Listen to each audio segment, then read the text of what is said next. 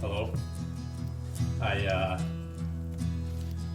Yeah, that's your name. Squirrels got me. Big Jim. Yeah. Really cold and fun. Cold and fun. Cold and fun. That's good that you think of it, because that's what deer hunting typically is cold and fun. Yesterday morning, I'm glassing up on the pass, and I see these deer moving, and I'm like, ooh, there's some deer moving. All of a sudden, I just see this person just head down, just hauling ass, wearing shorts and a t-shirt with a pack on. And I'm like, is that Tard? My dad always talks about floating through the woods like the autumn breeze. So Robert's when you're the 275 pounds, I don't know how you do that, but the Freightliner. It's just like a creeper. You're just kind of up in the corner watching what's going on down there. Yeah. You know. He's like, he's up there slapping it, pissing all over everything. Is it warm yet? How did you know the name of the actor? I know. How did you say his name? Hervé Villechaize.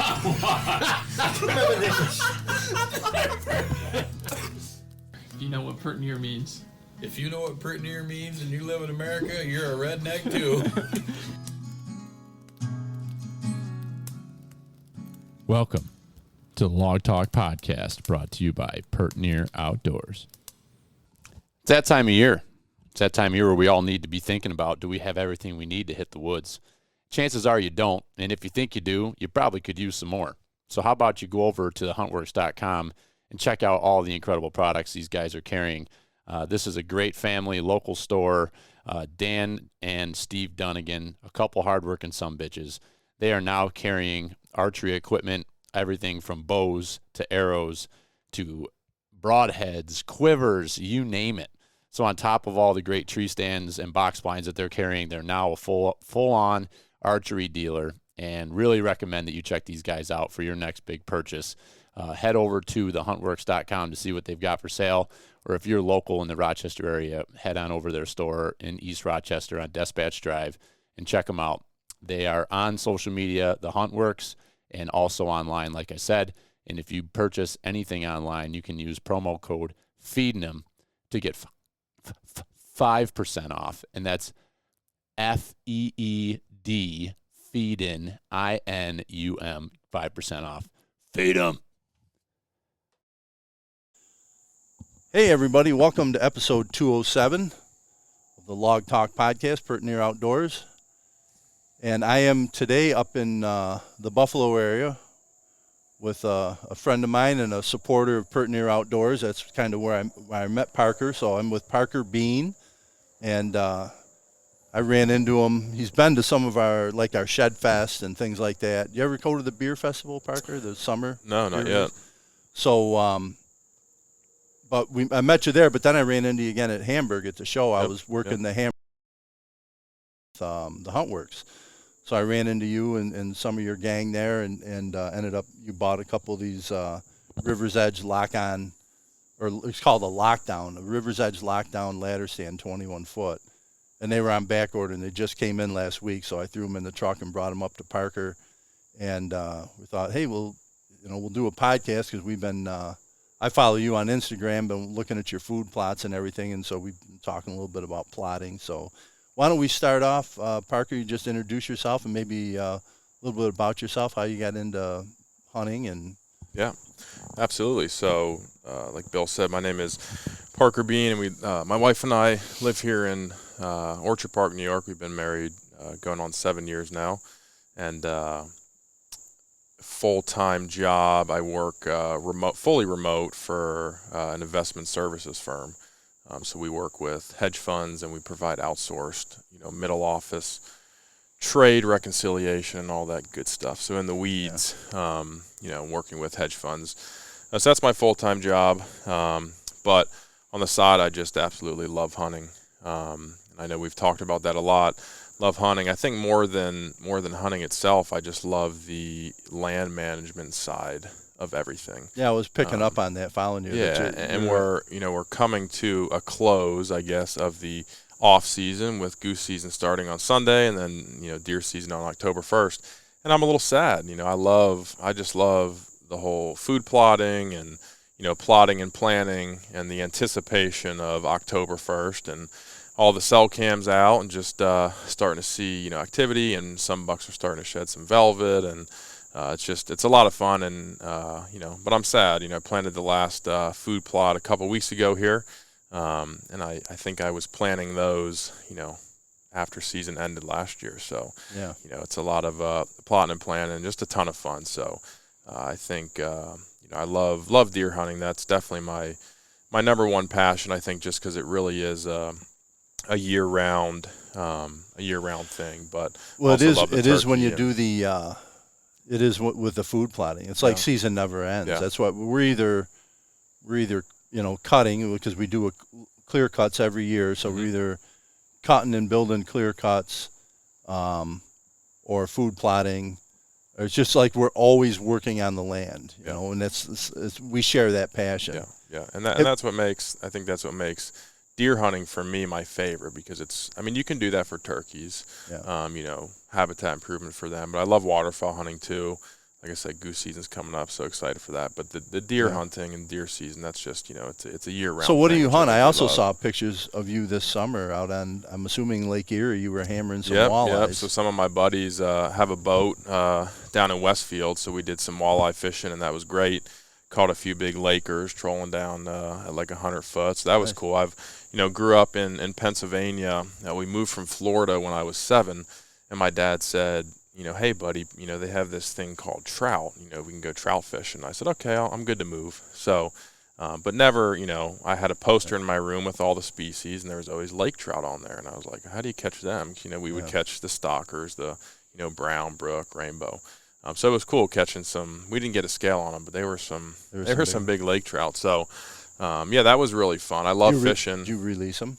Yeah, we let the Lakers go back. Not the walleye though. Got a freezer full of those, and Good for you. my wife loves them. Which anytime I can, bring back some something I harvested or caught, and she likes it. It's I'm like, well, I guess I'll go fishing again to catch some more. Some more, so honey. pull my arm, So that's great. But yeah, really, whatever for me, I just love being in the outdoors. So whether it's spring turkey season or fishing or waterfowl season. So it's I love it all. Yeah, so you're hunting turkey, waterfowl. Do you do any upland birds?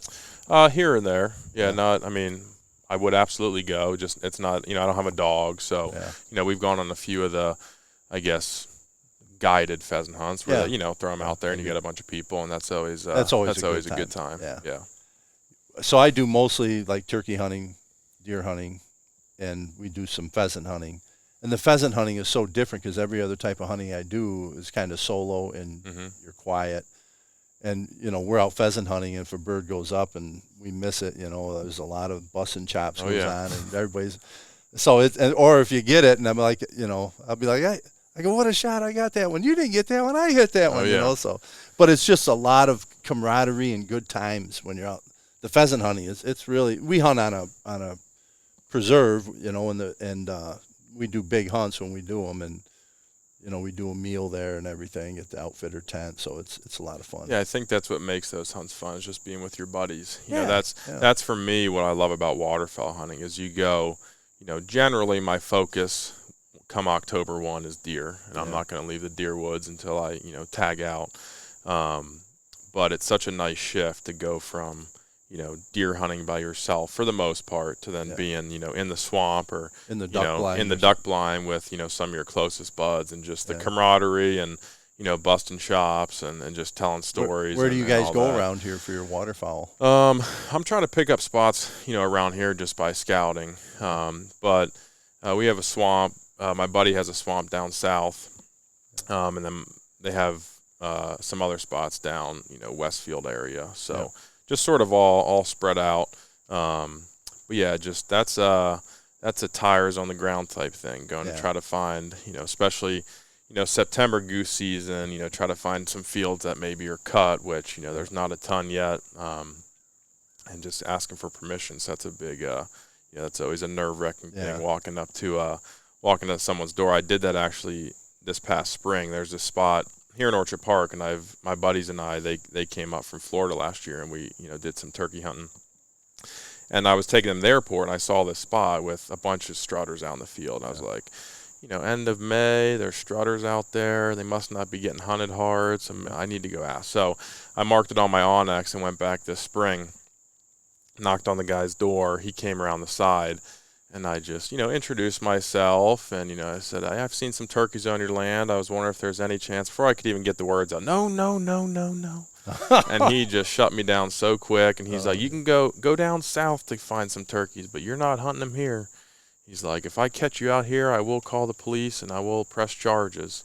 Yeah, we're I like, said, hey, oh, that's I why said, I'm asking. Exactly. Right? I said, that's why I'm here, face to face with you asking, and not, Yeah. go and sneak on your property. Yeah. So, it was all good, but he was very anti-hunting, or if he just loved his turkeys. He just loves his turkeys, yeah. Yeah, but it's asking for permission is a nerve-wracking racking experience, that's for sure. And I've had, some successes, and it's the most relief, ever when your buddies are in the truck waiting for you, and you're like, I got it. Come back, I got it. We can go. That's always a good time. So you went down. You do some hunting in Florida as well. I saw. Was it April or March? Yeah. That So that was chasing. Yeah, I guess the end of April. So some of my best friends that I played college baseball with, they live down there in northern Florida. So they're technically above the Osceola line. So I guess so are they still Eastern then? Yeah, supposedly? technically speaking, we can call them Easterns, but if we talk to them, they would have a strong stance on this because they say guys down south, shoot birds with whiter wings than the birds they're shooting. So, and the birds, I was fortunate and shot 2 birds there, and their wings were so much darker than what we shoot up here. I mean, night and day difference. Really? So, they were definitely more on the Osceola, side of things. But I think if you're talking for your, slam, I don't know if you could technically call them an Osceola or not. But yeah, those boys down there, they are some turkey killers. They got a bunch of spots. You guys got after them hard. I was watching on Instagram, and I was like, damn, Parker's laying them down. Yeah, it was a fun time, and they're a great crew. And all of us actually went out to Nebraska. Really? So we went out there 2 years ago. We had some intel from some of their buddies that went out there. So we had some public land pins, and we started on public, and it was so windy. And we were like, we can't hunt these birds like we do, what we're used to. Because it was 30, 50 mile an hour winds. We probably only heard 2 gobbles over the course of 5 days. So we said, let's change our strategy here. And we just drove and drove and drove and found birds. Found farmers, asked for permission. Yes, yes, yes. And we made a joke that people they could not say no. They it was the craziest thing. And it was that situation where we're all sitting in the truck, and we designated my one buddy, AJ, to go ask for permission. And he would, he would leave the door and just turn around and give us all a fist pump. And this is we're getting permission as we see birds. So we're like, if we get this yes, because you can hunt sun up to sundown there. So we said, if we get this yes, we're going to go after this bird. And we ended up killing 9 birds in 4.5 days. Going and getting permission and then just going after them. All getting permission and, and getting after them. And a lot of it was, getting behind the strutter decoy. So it was a very different strategy of hunting. Yeah. It wasn't, to me, it wasn't my favorite type of it. I mean, I love getting set up on a bird and, the interaction and calling them in. And that's the best, isn't it? Oh, that's what turkey hunting is. And don't get me wrong, this was a blast, and it was still, getting in the right position and, getting their attention. But that was a fun trip. So have you always been a hunter? Or were you later getting into it? Or? Yeah, so I was I was born in Florida, so, not as much hunting there. And I actually shared, my father actually just passed away just over a month ago, and so he's the one who got me into hunting. And I shared this story actually at his service. I was probably 6 years old, and we were going squirrel hunting. So we were in his Jeep, out in this public land somewhere, and we weren't finding any squirrels, and he had a little .22. And we kept seeing armadillos left and right. And I was like, Dad, shoot an armadillo. Come on, Dad. He's like, no, bud. I'm not shooting an armadillo. They're just walking on the side of the road, just harmless little creatures. And I think I stayed after him, come on, Dad, come on, Dad. And I finally peer pressured him into shooting an armadillo. And, we were all happy. And I think I cried for hours that night. I remember you were so upset I was in their room, and my dad, came out of the bathroom, and I'm just sobbing next to my mom, just so sad. So I'm not sure he thought I was going to be a hunter after that. But when we moved to Pennsylvania, I remember 12 years old, he took me. He has a good buddy who is a big hunter, so we went bear hunting when I was 12 years old for the first time. So that was a cool experience. Didn't get one, but there was snow. We were tracking them. Squirrel hunting is really, I think, what ignited my passion. I just loved doing that. So that was the same thing with my boys. With Billy. Oh, Billy was a squirrel hunting fiend. He just loved it. When you're that young, it's like Jimmy the did best too. thing to do. They weren't old enough to bow hunt, so Mike and I, we had the same camp we have now, but I mean, they were old enough to squirrel hunt, and so we'd let them squirrel hunt, but geez, we'd be out there deer hunting, and you'd hear them. And they even made a video. I got them a video camera, and they made hunting videos. And I'm trying to think who did. I don't know if it was the Drurys or somebody, but they used to have like the slam, the buck, Buckzilla and the buck slam, and so the boys made a video. It was a squirrel slam, and they used all the same dialect that they would use. It was so fun. We still have them. It was hilarious. But those are good memories. I have I may still have it. I would save every squirrel tail. Did you for really? whatever reason? Yeah. And so I had a pile of them, and so that was a fun thing my dad and I got to do. And then really when high school came around, I met some of my best friends who had 100 acres, so we would squirrel hunt all the time. And then we all got into bow hunting, so I shot my first deer with a bow, and then it just sort of so you've been at it from there. Really, your whole life. For a good bit, more so small game. Once I got to college and had freedom, more freedom, I guess. That's when I really started, bow hunting a whole lot more. Started with, I think, a 1990s PSE. It was a buddy's dad's bow that he let me borrow, and the bows have changed quite a bit since there. So my nephew was in. I had a 2004 PSE Venom Pro Series, and I used it right up till 2012 when I bought a new bow to go to Colorado elk hunting. And but I had the old PSE in the basement, and my nephew, who's an athlete, he was cross country skier, great athlete, and he was had graduated college and was working in Boston. But he called me up. He's like, "Uncle Bill, I'm coming home this weekend. I'd love to go bow hunting, And I'm like, "Do you have your license?" "Yeah, I got a tag. I just never had a bow, never shot." And I'm like, "Well, why don't you come on over Saturday?" And I said, "I'll set you up," because he's about my size, so I knew a draw length would be close, if not exact. But anyways, he come over. I got him shooting in the backyard, and that night we went to camp, and that next morning he shot a buck. Wow. He's like, "I like this. I like bow hunting." I can get used to this, yeah. Yeah. But he was, and he, we're thinking he probably wounded. You could see the deer was batted down, so him and his dad and I moved in on the area. He told us where it was. We went over there and looked, and it was stone dead. I mean, he drilled it. So he was. What a start. Yeah, what a start. And I said, "I'll tell you." He goes, "I love this bow." I'm like, "It's yours. Keep it." So. That's awesome. He's moving back within the month, so he'll be out there with us again this year. Very good. And I'll tell you a funny story about Billy. When the kids were, I think, if I remember correctly, you could buy a lifetime license for a youth that was discounted if they were like less than 5 years old or something. So I'm like, I'm going to buy the kids lifetime sportsman's license. It was, I don't know, $375 at a time when I really didn't have $375. Good deal then. So, but I bought them. And then the first year Billy could hunt, we went to do some fall turkey hunting, and we happened across a flock, busted him up, sat down next to a big oak tree, and I said, "I'll call you, shoot," And I didn't even have a gun. I was hunting with him. And so anyways, I call in the turkeys. They're getting closer and closer, and I had rolled over, so I was facing his way. And I'm like, "I'll tell you when. Let it get in close." And he's like, "I don't want to do it, or I can't do it." And I'm like, "You can't do what?" He's like, "I don't want to shoot it." I'm like, I was kind of like, I didn't know what to say. So I'm like, "You don't want to shoot it at all?" Or he goes, "Well, I want you to shoot it." I'm like, "You sure?" And he's like, "Okay." And I'm all these thoughts going through my head, like, maybe he's not going to be a hunter. I don't know.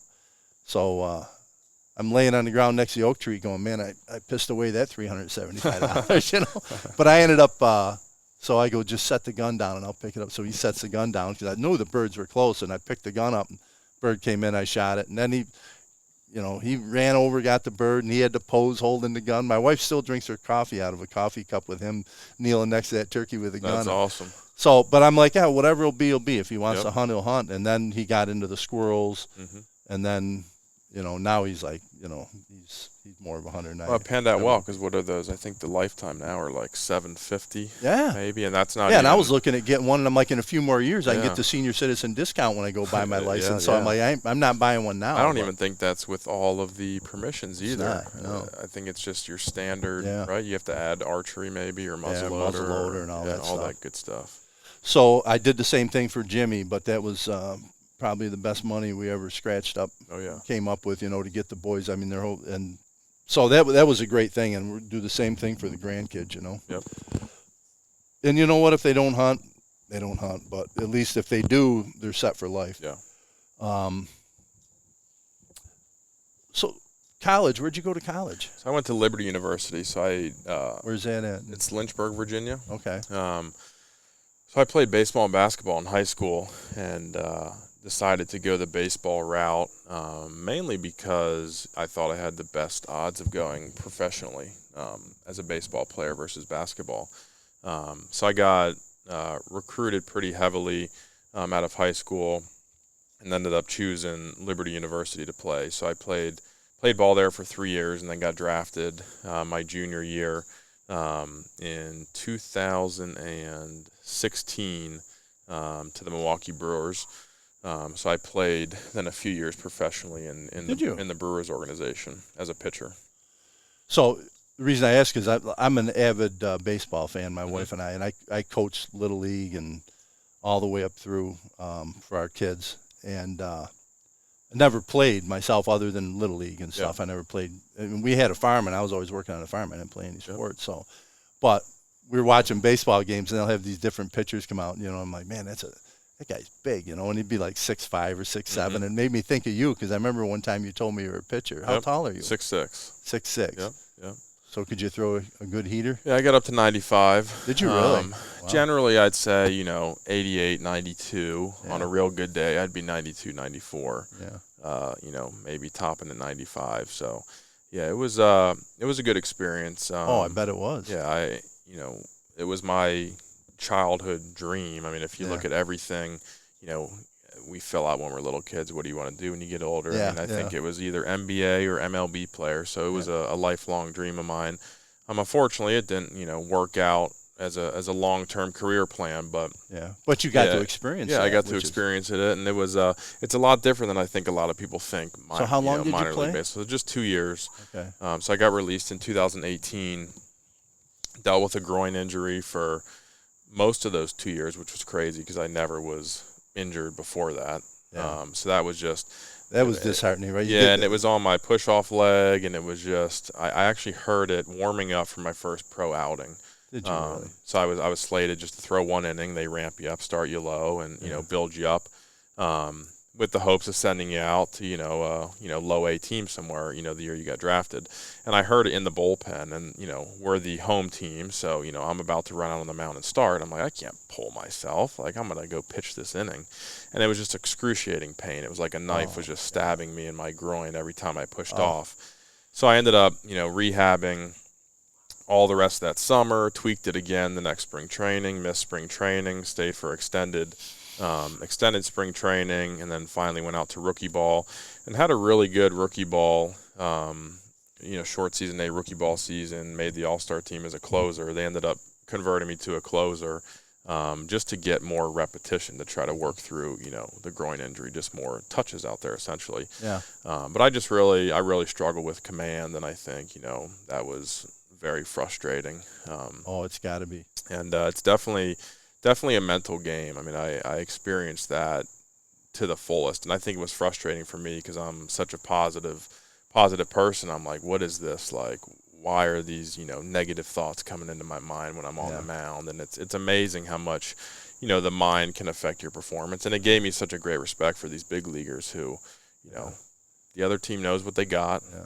And they, I think I was watching Max are Fried so pitch the other successful. night, and he had like 2 or 3 on, and he ended up getting himself out of it. But you wonder, you know, because Billy was a pitcher as Mhm. well, and it's like, God, how do they hold it together and stay composed out there? It's you know? I have such a great respect for those guys, and it's, you know, obviously talent gets you Right. to professional ball. And we had a meeting with Craig Counsell, who was the manager at the time, the one spring training, and he said everyone here can make the big league squad. You know, you all have You the have you the have the skill. talent, and Yeah. skill set to do it. And I believe that, you know, wholeheartedly for myself. It really was that, you know, just the, you know, the mental, you know, mindset to, you know, flush the bad innings and, you know, not let that carry over Shake to the it next off inning or and, the yeah. next game. And, you know, there's a lot that goes into that. And I met with the sports psychologist and tried to work through all that. It was really, you know, quite a frustrating time because I went through that for, you know, the last couple of years of college into the pros. Yeah. And it's a little bit of a helpless feeling at times Oh, I bet. out there when you're, you know, not feeling good. But it gave me such a respect for these, you know, guys and these big leaguers who are all-stars year after year, especially pitchers, because I think pitching and probably, I'd say golf, probably two of the, you know, most mentally When I think of that, challenging when I think of sports. that, the constant mental stress, you know, golf is the other one that I think of. Yeah. You know. Just you and the ball. Yeah, it's Yep. like it's just all you. Yep. Yeah. But- So it was Yeah, a well, good hey, experience. And kudos to you for and I making it appreciate that far. That's Yeah. pretty cool. It was fun, and you know, got to play with some guys who are in the big leaguers or the big leagues who are big leaguers now. Corbin Burns won a Cy Yeah. Young. He's with the Orioles now. I play with him. I played in the Cape Cod League my sophomore summer out of college, and my team was just stacked. And so I think out of I don't know how many guys were on that team, 25, like 24 all got drafted. I mean, it was such a good team, and you know, several of the guys made the big leagues, and Corbin has had an unbelievable career so far. So it's awesome seeing that. It makes me a little sad at times that, like, you know, that could have been me.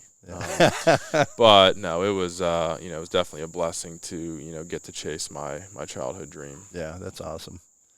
That's what my we went to kindergarten graduation, and my grandson Billy, we call him Bill Dan, but Bill Dan had that's what he wrote up there. You know, what do you want to be? So and we all expected it would be a Major League Baseball player because he just like loved. Yeah. I mean, he's in whatever T-ball, and Billy's coaching, you know, and he's got to have the black stuff on under his eyes, and he's got to have all the right gear, batting glove, the helmet, everything. Like, he's decked out. You think he was Ronald Acuna, you know? That's awesome. But you know what he wanted to be? What's that? A bus salesman. There you go. Like his dad. I'm going to be a bus salesman. I'm like, oh, my God. That's funny. Another bus dude, you know, That's because awesome. we're all in the bus business. What's great about young kids is they're just honest, you know? Yeah, isn't that awesome? They just say, you know, say how it is, which is they're pure, I guess, is a pure, good word that's for a good it, way so. to put it, yeah. Yep. So with respect to circle back to hunting, as Bill Dan said in the podcast I did the other day, we're not talking about gardening. This is a hunting podcast. That's what he told his sister. That's great. That was a good line. So where we left off, you were in Pennsylvania and did some hunting there and did more hunting in college, and now you're you know, the food plot thing. How'd that passion develop? Where you got you kind of got bit by that bug, so to speak. Yeah. I'm trying to think when that started. Probably that would have started down.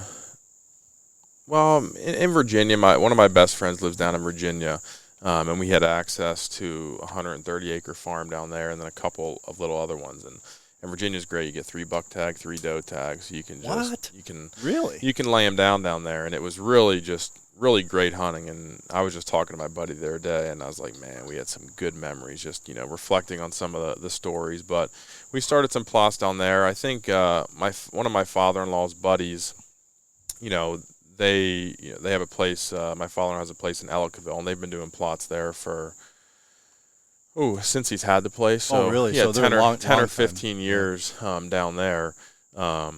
So I think I sort of saw that, and, you know, it was like, that looks fun. You know, I want to learn about that. So my father-in-law, Jim, his buddy, you know, sort of took me under his wing and, you know, let me tag along and, you know, taught me the ropes. And then, you YouTube, you can just learn Oh, everything. yeah. And I've There's so much content oh my now goodness, on food plotting. it's amazing. There's probably not many food plot videos I haven't watched. It's funny when I have buddies, talk about. I'm like, yeah, I've seen that one. Yeah, I've seen that one, and I just loved it. And I think so. My buddy and I started doing, a few down in Virginia. We'd have to, either rent the equipment or find some people with it and borrow it. But then since moving back up here is when I really just sort of, my father-in-law gave me the reins to handle all the plots there. So we have probably 10 plots there. So he welcomed your participation. Yeah, and he knew I was passionate about it, and I think it was just the evolution of it. Was cool. A great place to put cameras, and then you shoot one over it, and you're like, oh, that's really cool. And then you realize, I tell people, I plant food plots. They're like, well, what do you mean? Like non-hunters. And, they're like, you plant food to shoot deer? I'm like, more so, yes. But I said, you think about the amount of deer that are benefiting from, these food sources you're giving them. I mean, 20, 30 deer are probably feeding these plots, and you're shooting a couple of them, if any, and, I have plots on multiple different properties, and so in New York we get only 2 buck tags, so doing a lot more. It's a lot more good than and I don't the food plots, I could see where that would be viewed by a non-hunter or an anti-hunter as almost like baiting, and but really we're everything benefits from that environmental work that we do there. From birds, turkeys. I see turkeys hammering our food plots, and the deer are in there. And I purposely, like this year, I didn't want to do any mowing until we got well out of fawning. Yeah, because I believe that I also getting a ton of pictures of coyotes this year, which there's always coyotes. There's always going to be coyotes. Didn't used to be when I was a boy. It was a rarity, but they're very prevalent now, and that's they're on the landscape. They got to eat too, right? So, but I like to leave the food plots, and it's a great area for the fawns to take shelter and poults too, and poults and the turkeys. Yeah, so I think a lot of people start mowing way too early, which can hurt both of those species. And a lot of our plots we don't I'm getting a lot of them back into perennial clover, chicory, alfalfa plots, to try to maintain for 4 to 5 years, just to lessen the workload a little bit on how many different and that's one of the things I wanted to talk about. Was like we used to, like, it was an annual thing. We'd go up there and this weekend we're terminating the plots, right? So we'd spray them, and then we'd wait 7 to 10 days, and we'd come in and we'd till, and we'd plant or put fertilizer down. And we didn't have the right, like now I have a Packer Max roller, a Packer. So, we have all the equipment now. We didn't have it all. We were doing stuff with ATVs, but now we have the, I got the tractor. I got a rototiller behind it. We got everything from York rake to, I still don't, I have a sprayer rig that goes on a ATV, but it's funny. We used to terminate all the plots, till them all up, plant them all, and I got looking at it, and when I say, we don't have a lot of acreage. We have smaller pockets because we're all hill country, so where it benches off, we started, I don't know, probably 20, 25 years ago, clearing, making a clearing. We brought backhoes in, we dug out the stumps, and we had a dozer there, and I leveled everything off. So we built these food plots, and then we started listening to podcasts on like no-till technologies and like not terminating. So then we started doing like, okay, we'll do these 2 this year, leave those 2 established. So then we were trying to get like, maybe 3 years out of a food plot. Yeah. We're at a point now, like I tilled 1 last year, and my experience tilling in like August, first of all, you don't know what you're going to get. It could be bone dry, or you could have good. This has been a wet August, really good August for food. Good July, really, even though it was hot. I did some food plots with Dunnigans down at their place in Avoca, and we have this one plot, and they said nothing ever grows here. We can't get anything to grow, and they spread some lime on it. I brought down the tiller. We spent a day. We tilled that, and then spread the seed, and I took the Packer Max with me, and we packed it. And a week later, 2 weeks later, 10 days later, Steve was like, nothing's coming up? Nothing. I'm like, you got to be kidding me, because I was watching the weather. I'm like, we had rain and everything. Then like another 2 weeks later, he's like, holy crap, that plot came up nice, you know. So now they got a beautiful plot up there. But you don't know what you're going to get. It stays bone dry. I mean, it can be tough growing. Yeah, we're at the mercy of. I'm praying for some rain. It looks like maybe tonight because it's been dry this last week. Yeah. But yeah, so like you said, it's been wet. We've long story short, where I'm going with this is that we've kind of got to the point now where we don't till much. We always overseed clover, like frost seed. We do frost seeding. Can't remember. I think I did mark it down, but let's say it was we're in probably around end of August or July, early mid to end of July. I spread some seed. I broadcast seed, and then I roller crimped. And that's the other thing we bought was a roller crimper. So then I roller crimped. First time using that, I was like, oh my God, this is awesome. And then I probably did that earlier in July, and then I roller crimped, and then I just mowed probably 3 weeks ago. And I mean, they're just crushing the food plots. They're crushing them. And that was like, I used to spend money on spray, fertilizer, seed, diesel fuel, tilling everything down. Now, you know, I'll spread the seed. I either mow or roller crimp. And I know that, like, I got a good mass crop this year, so I find comfort in that. I got a ton of hickory nuts and a lot of oaks falling. And so, you know, I have winter. There's other feed there, which is great. I'm trying to hold them through the summer, does and fawns. That's kind of like my personal philosophy. It's like I'm not trying to have a kill plot where I can hunt over it, because we haven't, like, I don't think I've ever. I did take a couple over in the one what we call the bull meadow. But boy, if you can keep the does and fawns and give them a residence, the bucks will come. You know, I shot a big one last year that was not on our property. I think maybe one time he passed through and we got him on film. And but him and the partner he was with, they're both, you know, good. I haven't had him measured. I don't know, 135 maybe. Nice. I doubt he's 140, but he's in the 130s. This is a good buck. But the two of them were all over our property during that. I think I shot him around the 4th of November. Okay. But I was nowhere near a food plot. I was all the way on the other end of the property near doe bedding. So, but tell me about, like, so how many acres do you think you have there? I think total in what I've planted this year, the biggest plot's like 1.1 acres, but okay, so they're not. You don't have like 10 acre. No, nothing big. No ag, no soybeans, no corn. It's all, you know, green, you know, fall plots or perennial clovers. So most of them, I'd say pretty much, we have a 3/4 of an acre plot, a 1.1 acre plot, and everything else is half acre and smaller. Okay, so it's same as me. Yeah, and then we have a couple here in Orchard Park, you know, 1 acre, half an acre, 3/10 of an acre. So a lot on the smaller side. So probably, you know, 5 acres. Maybe total 5 to 6 acres total in plots. Because I probably have, like, if you were to add ours up, I think I'm maybe around 3. Yeah. But it's all woodland where we are. It's all big woods. So, and it's that way. Is that kind of what it is at the camp? Yeah, in Ellicottville. We're mostly wood yeah, lot. Mostly wood, hilly. You know, side mountain, you know, type area. So there's a few areas that level out that work out well. Yeah, and that's one of our, I guess we'll call it the destination food plot. It's our biggest plot there. It's, you know, a little over an acre. So that's one we'll, you know, plant every year, usually in brassicas. Nice winter food. Yeah, or we'll do, you know, a brassica mix like this year in the one, you know, probably 6/10, 7/10 acre. I did just a brassica mix.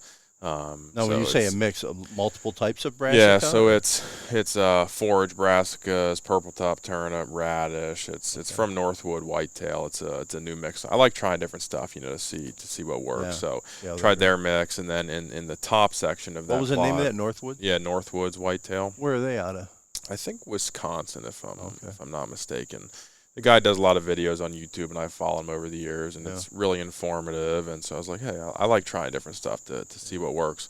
And then in the top half of that plot, I did radish, peas, and some oats. So more of like geared towards more of an early season, you know, archery kill plot. What are they like winter peas or something? Yeah, Austrian winter peas. Yep. So, and the deer, they don't get them mature; they just crush them. Yeah. So, which is what I want. You know, more act the you know, oats and the peas sort of as a cover crop for the radish.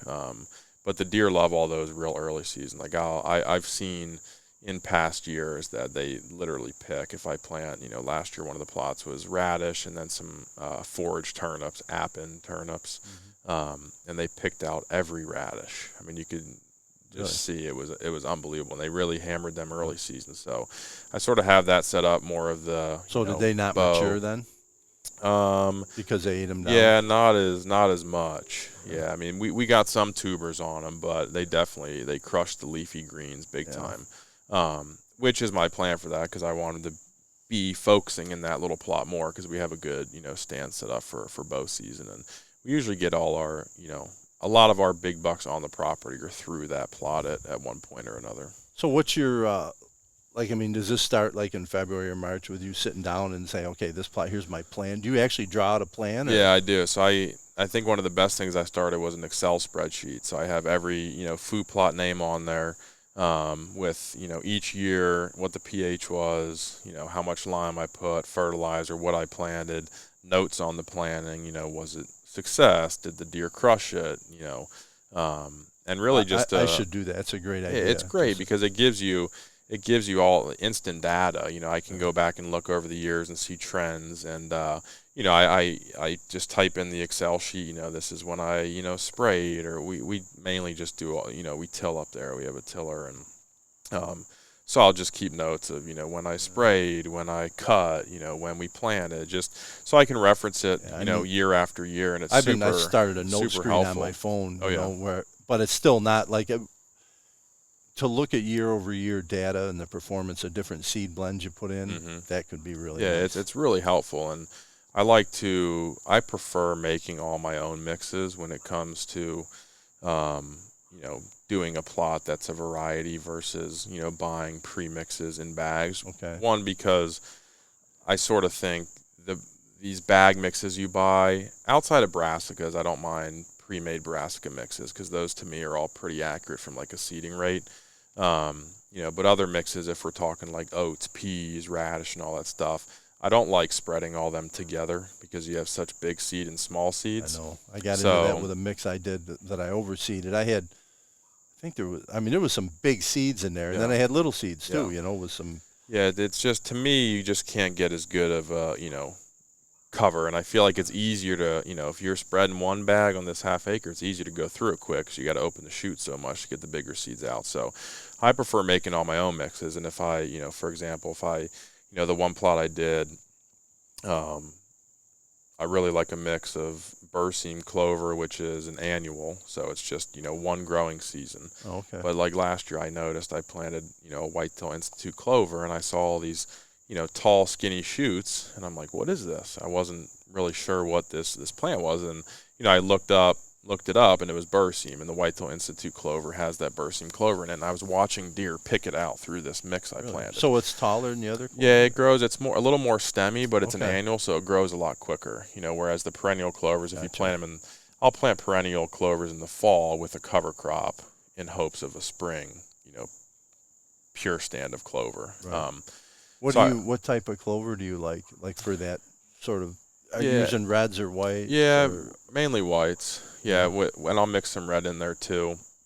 I really do like the Whitetail Institute clover. That's been really good. But I'll also just go buy bulk Ladino or Ladino, however you say it. Yeah, that Ladino clover. Yeah, the deer really, really like that. But yeah, back to the mixes. I really like a mix of, my buddies and I have talked about this, but berseem clover, oats, Austrian winter peas, and radish. I just think it's a all around, from early bow season to late season. I planted it in the first year plot last year, and the deer just crushed it. I shot a buck October 8th on it, and then there was tons of late season food in there just from the tubers, from the radishes, and deer were in that, all the way through December. But, I track, what I'm putting per acre for each of the seeds, and then, Now, do you spread them separately? Yeah, so I'll spread. So you might seed it 3 times or whatever. Yeah, if I'm doing a mix of clover, radish, and like oats and peas, I'll do the oats and peas together because they're the big seed. I'll do the radishes by themselves, and then I'll do the clover last, just because the clover's so tiny. It's just, is that overkill? Maybe, but it's just I think I get the best coverage doing it that way, and I think one of the arts of food plot, especially if you're hand seeding, is those small seeds, they can go quick. You don't go real fast. Yeah, I mean, if you look at most brassica mixes are 6 pounds to the acre. So if you're planting a half an acre with 3 pounds, it's not a lot of seed. No. And you really, I mean, I put my they're so tiny. Oh, I put my bag seeder on this absolute smallest. Just so it's barely coming out. And I'm feeling it touch my arm as I walk. And if I have to walk over it twice, then that's great. I'd rather go over it a bunch of times. I'd rather end up with a pound left and I can crisscross and go again.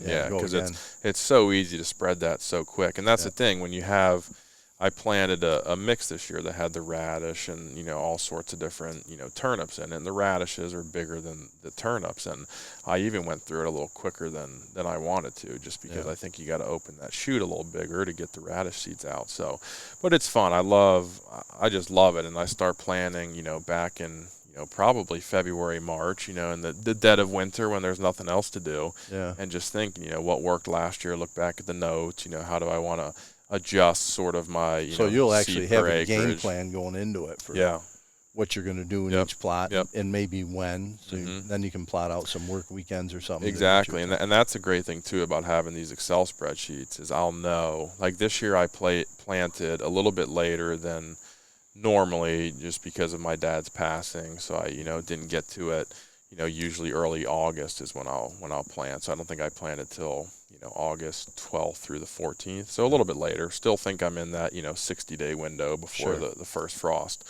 But it's great because I'll be able to compare these plots when I planted 2 weeks later to last year when I planted, let's call it August 2nd, and say, hey, was this better planting a little later, or was it better to plant earlier? And you can really, just compare them two again. Compare season. Do you to track season. rainfall and weather conditions? I don't, but that would be like a lot of something times for the month of August you got this much rain, and so it'd be neat if you're on your spreadsheet if you're looking at that. And I planted here, but I had 2 inches of rain for the month of August, or I just think that the rainfall has a lot to do with it too, and absolutely the temperatures. Yeah, the timing of planting around them, and I think guys get stuck like I need to plant August 1st, and they might not have rain till the second week of August. And in my opinion, there's really no reason to do that if you're not going to have that rain. And you might have some soil moisture that might start germination, but if you get sustain it, right? If you get little sprouts and it's bone dry for 2 weeks, I mean, there's a chance you just kill all those little sprouts. But that would be that'd be an interesting metric to track, along with mean temperature, along with all those other things. Yeah. One thing I did a couple years ago that was interesting is I think sometimes we plant plots and we're like, man, this did terrible. Like, why did it do so bad? Well, it could be soil. If you didn't do a soil test, maybe the pH isn't right. But I used a exclusion cage a couple years ago. Yeah, and that was it when you were talking about it. I was going to ask you if you ever used one. Yeah, and that's fascinating. I highly recommend that if your plots aren't, well, first it gives you a good idea of your deer density. What it looks like inside the cage versus out. So an example, probably 3 years ago, I planted. It was more geared towards an early season green plot. So I planted late planted beans, peas, oats, and maybe clover. So those 4. Coming up, it was beautiful. I was like, this is going to be killer. Like, all the beans are coming up, peas were coming up, oats. It was awesome. 2 weeks in, looked great. Fast forward a month, it was all weeds. And I was like, what the heck? And we ended up brush hogging that whole plot down before October 1st because it was just the weeds had gotten probably 3 feet tall. Wow. And I looked in the exclusion cage, and the peas were 3 feet tall. So the peas did unbelievable, but that told me that the deer just hammered them. They overbrowsed. Yeah, they just browsed that plot down so much, and it just opened up the soil. And the weed seed, with tilling, you bring up weed seed. So that is one of the downfalls of tilling. But the weeds just took over because the deer browsed it so much. But it was fascinating to look inside that little exclusion cage. I got to do that next year. I have this one food plot I call the bowl meadow, because it kind of is a little bowl there. It's just a cool little spot. But the deer bed right in there, and they hammer this food plot. So last year I put a a great blend down that Dan Dunnigan made from the Hunt Works. And so Billy got some, I got some, my brother-in-law got some, Dunnigan's got some. So anyways, we had this mix, and I put it down, and the food, it was beautiful. I put it down, I got the rain, it came up, I sent him pictures, I'm like, this thing is killer, you know. And it was basically like a dirt field by the time season opened, and nothing ever came. And I was like, I don't know what went wrong. Yep. And I've thought about checking the soil there and doing this and doing that. And then it came to the realization they're just like, they eat it right to the dirt. It's like, I don't know what and I guess that's okay, right? Yeah. But I don't get any big crops in that. It's such a small little pocket. Yeah. It's maybe, I think that one's like a quarter acre, just Okay. a little. Mm-hmm. And the bedding is like immediately next to Yeah. it. And I got a camera. We have 2 cameras on it, even though it's a small plot. And, you know, does and fawns, I mean, they're living right there in that little thicket, and they're in and out all the time. Yeah. Other deer pass It's through. the perfect They're setup. still for in there 'em to- feeding, and it looks like crap, Yeah. you know? Yeah. Well, people you'll scratch your head. I mean, I've done this in the past. Like, how is this soil? The pH is 6.5. I added the right fertilizer. Like, you do all the right steps, and it's still not good. And you're like, I was beating guarantee myself up if going, you, I don't- if you, you know, you try an exclusion cage, you'll be amazed. And Yeah. I think that's Dan Dunnigan said the same Yeah. thing. He goes, put an exclusion cage in next it's year. really fascinating. It was a cool experiment. I'm glad I did it. But that also can tell you too, like, if I had a plot like that, I would be like, okay, that's going strictly perennial clover, something that can handle the browse pressure. You know, that's going to regenerate, keep growing, even the deer hammer. And that's a lot what I'm doing. That's what I should do, is put that one in. At a lot of our plots, is just getting them back to that perennial clover. Because I can never get that one to.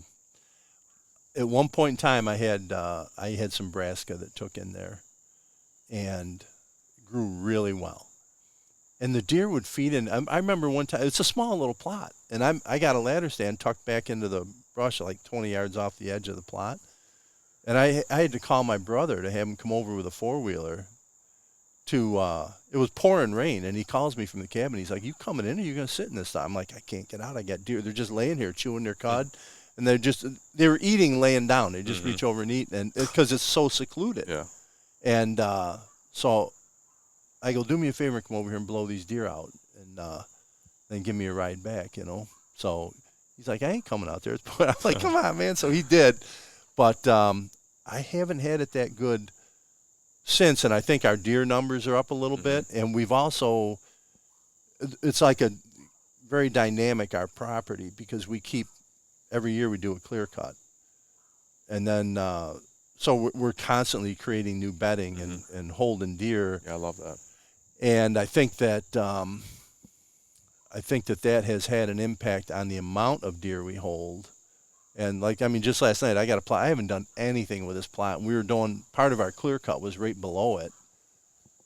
And so my brother was pulling logs out into it, and we split some wood and hauled the wood down from there. So I didn't even go in there this year. So I mowed that when I did some mowing maybe 3 weeks ago.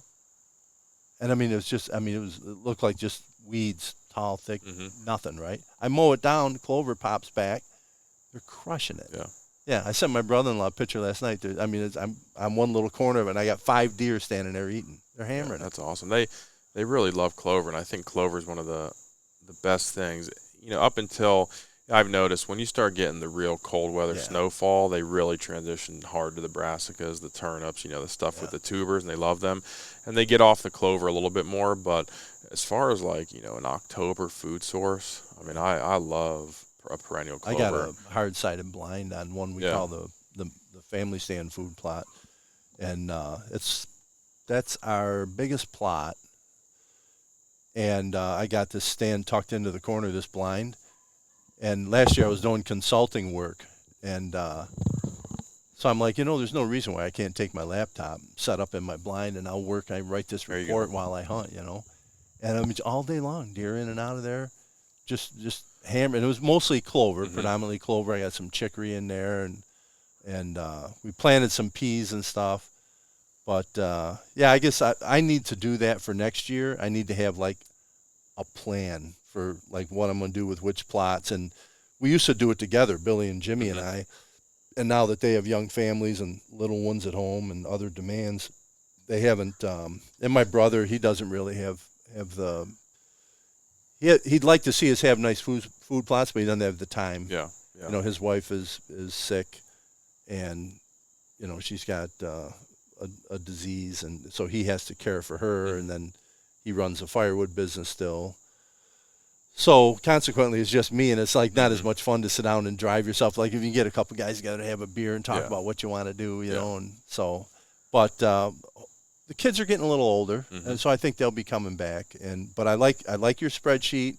I think I got a good start because I've been doing it the last 2 years in a notes format on my phone. So I think I'll do that. Yeah, it makes it, and I like it too. From I'll do soil test almost every year. You know, if I tested a plot this year and it's 6.7, 6.8, 7, I'm not going to test it next year. So tell me about that. Like, what do you like? If you have a half-acre food plot, do you go to 3 different spots in that food plot and pull soil, or how do you do that? Tell me about that. I'll probably do 15 or 20, honestly. Really? Yeah, I like in a bucket. Just put it all I'll in a put bucket. it. You know, I take way more than I need. I have one of those. You know.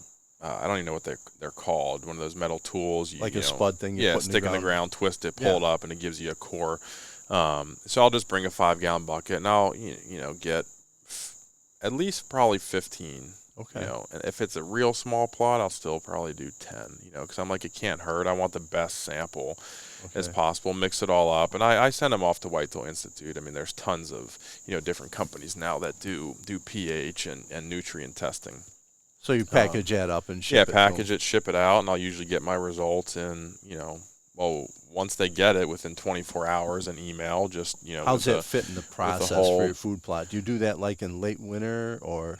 Yeah, usually it's tough in winter just because it's so wet, and you don't want to send them in just sloppy soil. So it'll usually be the first, start of spring. April. So yeah, April, May. Once things start to dry out a little bit.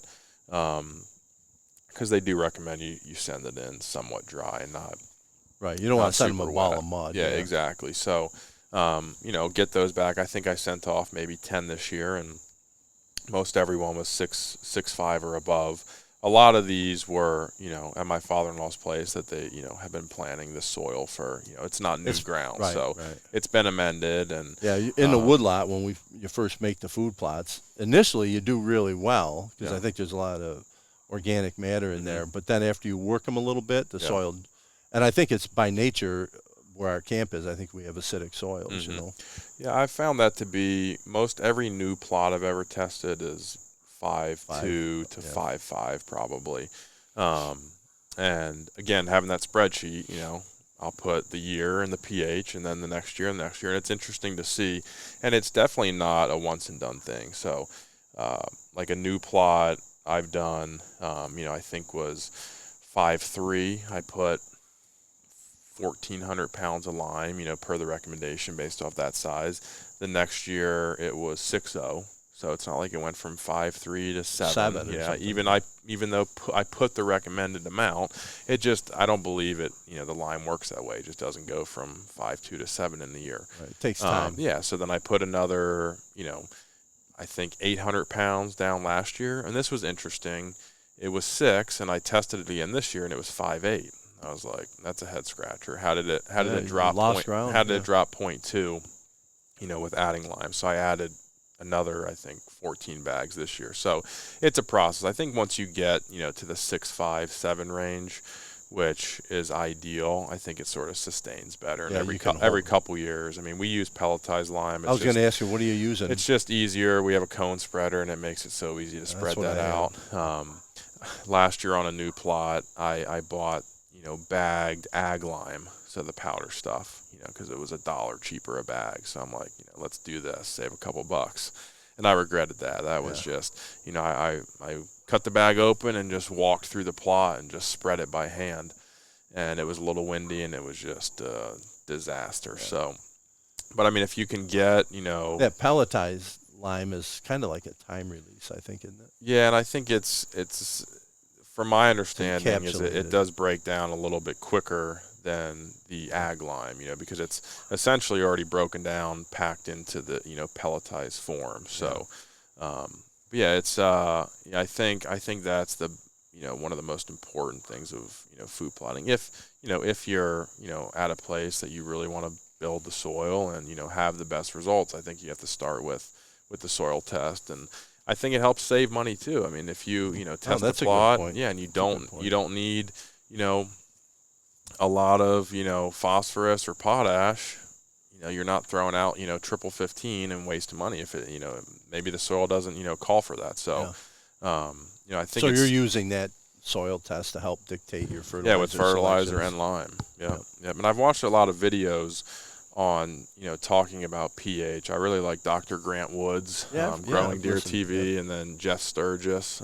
He does a lot about the no-till too, the buckwheat no-till process, if you've ever seen that. But they talk about pH and the difference between, 5.5, 5.6. I mean, it's like, I forget, don't quote me on this, the difference, but between like a 5.5 and a 5.6, it's like 100-time difference. I mean, it's not just, you think 0.10, it's not like, much different. But it is, it's significant. Yeah, they talk about, if you're planting into a 5.5 versus, let's say, 6.5 or 7, your plants are able to uptake so much more fertilizer. So if you're planting in 5.5, again, these aren't, accurate numbers, but maybe only 60% of your fertilizer is being utilized by the plant. So you're wasting 40. Because they can't take it up. because they can't take it up because it's too acidic-y. So, I think that's another thing. Get the pH right, then you're not wasting fertilizer. Yeah, I was reading an article, and I don't know if it was in Deer and Deer Hunting or maybe it was on the NDA newsletter, but they, we're not good about testing pH, but everything you read says step 1 pH. Yep. You know what I mean? Yep. I think it's an easy step to overlook. I mean, I follow a lot of different food plot forums, and guys are like, "Yeah, I've never soil tested in 10 years, and I have great plots." I'm like, well, maybe you got good soil. That's good. Maybe it is great soil, but I think it's it's an important step. I think just to why not do it to try to help your success. We put a lot of time. Right, you look at the time and energy. I just listed off all the equipment I have. There's a lot of money. Oh, exactly. Ton of money, ton of time, and it's a big commitment. Why not? In my opinion, why not do it right? It's super easy. I think it's $15 to get a soil test. Yeah. Tell you exactly what you need, and it just it makes it easy too from planning what I need to buy fertilizer wise. I mean, when you got 10 or 15 plots, it's nice to know. Like sometimes you buy different fertilizers for those each plot based on what your soil. Yep. So this year I spread triple 19. I spread pure potash, so 0060.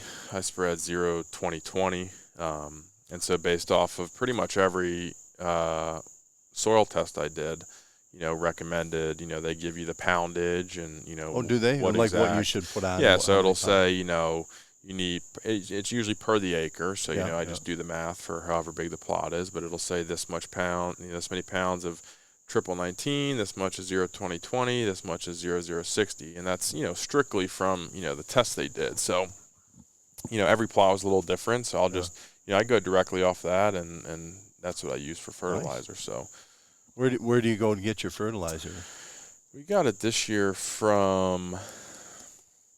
I get a lot of my seed from Shamel Milling. I forget the town. It's between here and Ellicottville. Okay. I'm drawing a blank now. And then a lot of the fertilizer was from Riesdorf, I think. Oh yeah, how you say it? That's out by Billy Riesdorf. Yeah. So that was the first time I was there, and that's a big operation there. I mean, that's big, a true wow. Every farmer in that area is going there and they make all their own fertilizer. So they have a lot of the specific kinds, the pure that's what I was wondering, because you go into Tractor Supply and you aren't going to find a 0060. You can get triple 15, and I mean, I think that has all NPK in it, so it's I think you can get away with that, but I'm no sense putting down something you don't need. Yeah, exactly. Right? I'm very particular in my food plot just because I love it so much. So I really want to put exactly what it's called for. But yeah, it's tough to find that stuff at your Tractor Supply or stores like that. So it's nice having a big, I guess I don't even know what you'd call Riesdorf, a feed mill. They're a feed mill, ag supply. Like that, I think they have lime and they have it all. Fertilizer. They have everything there. Yep. Wow. So that's over the other side of Strikers. I don't even know what town that's in. South of.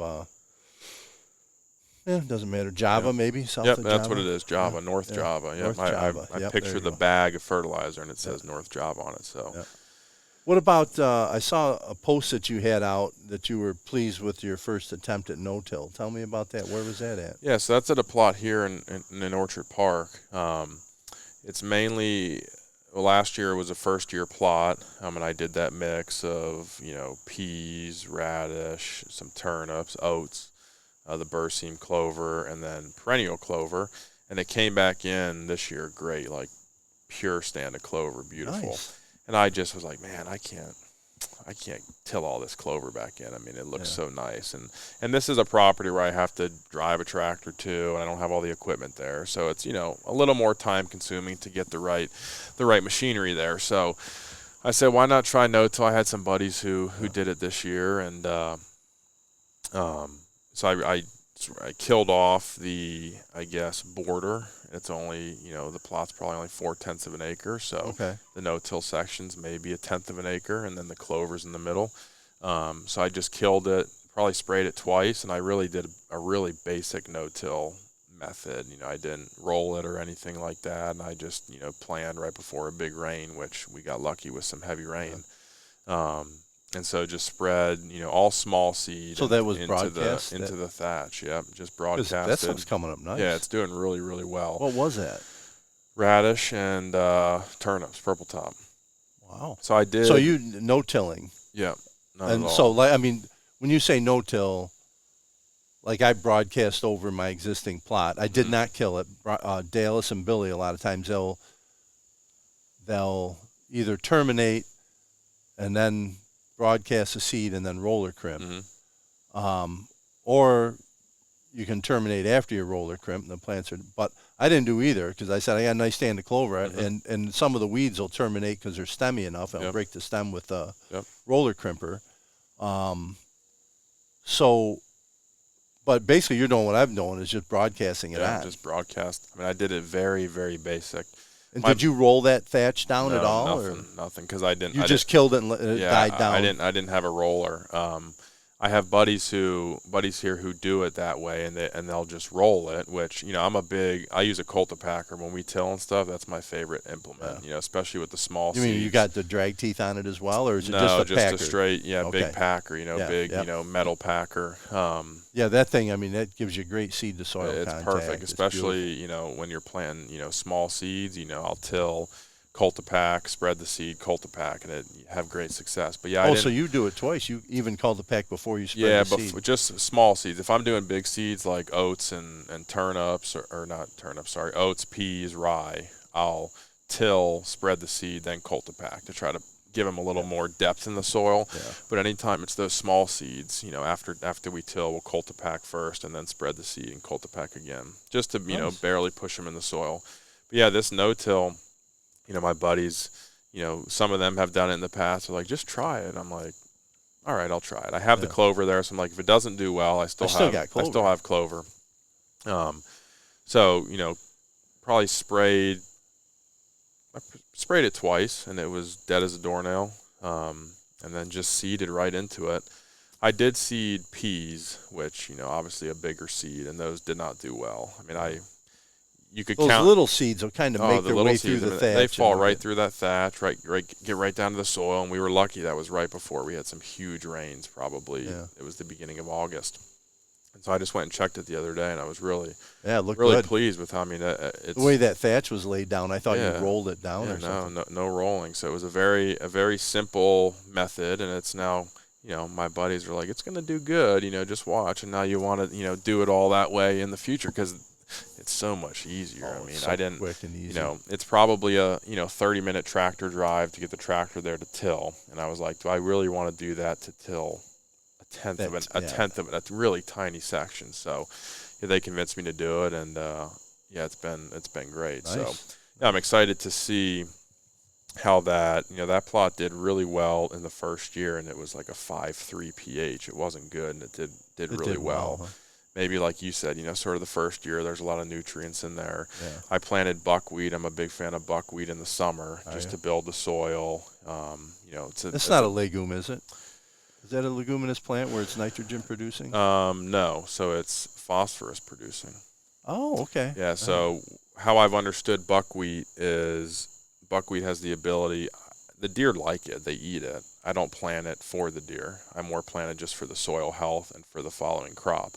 But I've understood it to be, buckwheat has the ability to excrete locked up phosphorus from the soil. That's what I've read about it. So then when you till it back in, or, crimp it if you did no-till, it's great, natural phosphorus fertilizer. That's a good plant to roller crimp, too. Oh, it's perfect. Because it's that stemmy, and when it gets mature, it'll break easy, and you can terminate it with a crimper. And it's very, very moisture filled too. So that's the Jeff Sturgis no-till. If you've ever watched his videos, he's a big, no-till in the buckwheat. So he'll, crimp all that down, spray it, and then seed right into it. I haven't tried that yet, but so he seeds into it after it's crimped down. His methods have changed over the years. He has spread right into it, crimped it, sprayed it. And he's also talked about times where he's, crimped it, sprayed it, let it die off for a little bit, and then spread into it. So I haven't tried that yet, but I'm a big fan of buckwheat. Even planting, they say not to plant turnips multiple years in a row just because it really sucks, the nutrients out of the soil.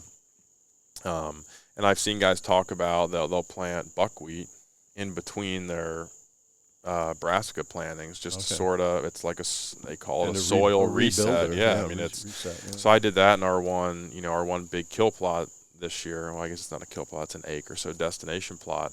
Planted buckwheat early June, and it got 3 foot tall, brush hogged. Did it really? Yeah, sprayed it, tilled it all back in. So I mean, it's great fertilizer, and it's it'll be if we like to try to plant brassicas there every year. Yeah. Well, sure. I mean, there's nothing. I mean, winter feed's what you want. Yeah, exactly. So, but no, a big fan of that. But it was cool seeing the no-till. I mean, it's still early. We're only a couple weeks into planting, but everything's popping up through that dead thatch nicely. Yep.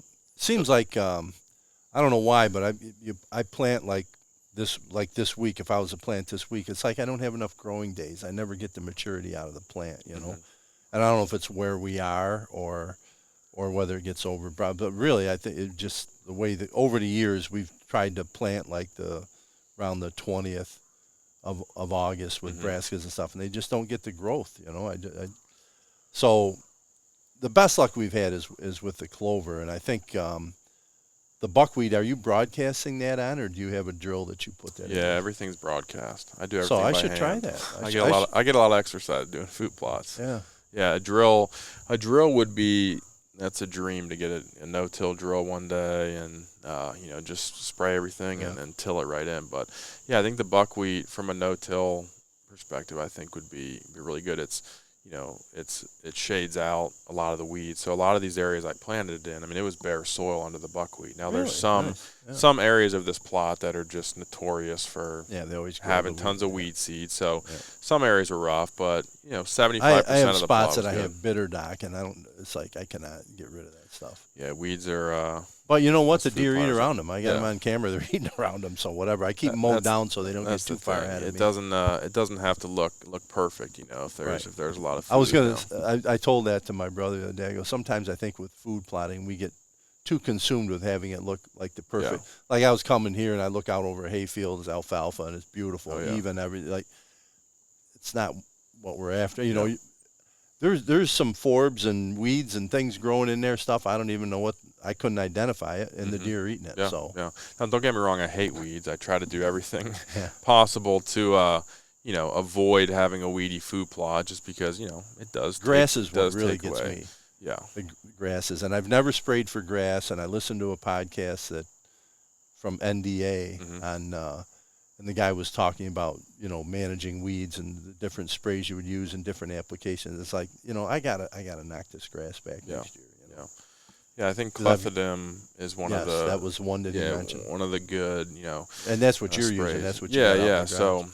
that's I've watched a lot of videos on that, and thankfully I didn't really have to use it this year, just because the clover, did so well. A few mows. I think a lot of people get into wanting to mow their clover a lot, and I'm sort of against it. I've seen studies where they show, they compare a mowed clover versus, unmowed, is one more attractive, and, do the deer like the tender shoots or, the clover that hasn't really been mowed, and there's just more forage. And they really said it wasn't, from a palatability, attractiveness standpoint, they didn't notice a huge difference in the two. But I really like mowing clover 1 to knock back weeds, That's even if there's broadleafs. Like if I could get away with not mowing, it's just one more chore on my summer list. Exactly. Well, I watch it and I'll knock it back for weeds more than anything. And the clover rebounds. I mean, I drive that heavy tractor over it, mow it, pops right back up. It's amazing. Very resilient. And we have one plot where I think I mowed it maybe once in June, and I haven't touched it since. And the deer have literally kept it mowed down. Yeah, they're keeping it and then down. you look at, like, I have another plot here in Orchard Park that I weed whack because I can't get a mower over there. And I've probably done that like 5 times this summer. Just is it mostly grasses?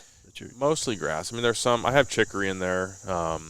But I mean, as far as the weeds, you're knocking down. Yeah, as far as weeds, it's mostly those white flowers that grow too. I don't even know what those are called, and then a lot of grasses. So I may spray that here in a couple weeks. Yeah, I get the foxtail grass is hard. It's tough, and I find that where my soil, I know the soil's not as good and it doesn't get as much sunlight, like right along the edge of the woods. That's where the grasses start creeping in. But but hey, they're still using it. But I would like to knock the grass back.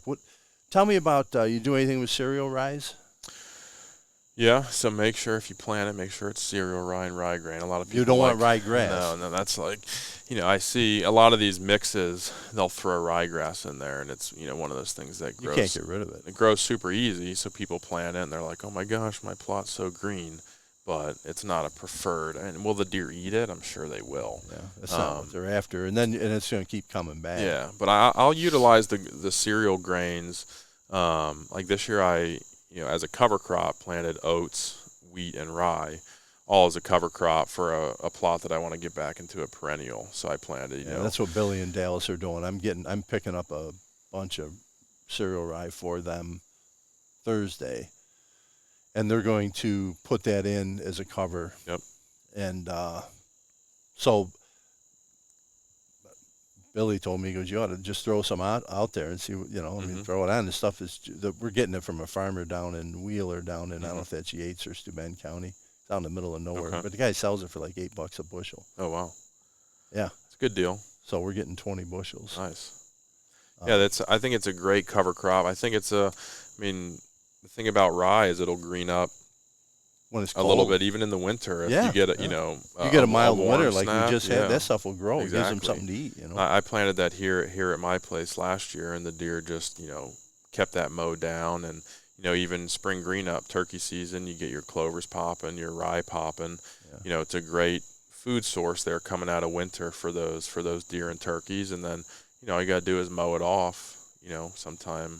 Right. May, June, or if you do wait, a little bit longer, just to, avoid the fawns and the poults and give them, I tried to give them the month habitat. of June, because most, you could see when the fawns were dropping in May, and then, but and you'll see them out feeding, and you're like, well, that one's definitely like a month younger than that one, so, but I tried to give them the month of June before I got in there and started working them up, but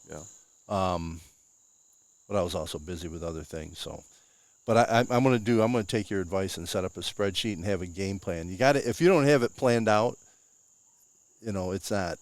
And it makes it fun, it gives you something, to start. Put some soil start thinking about deer season, in the gray, cold, snowy winter months here in western New York, and then you're just excited for soil test season, and then planting, and then buying the seed and fertilizer and lime, and getting to work, and to me, it just makes the process fun and gives you something to focus on. Did you ever see those?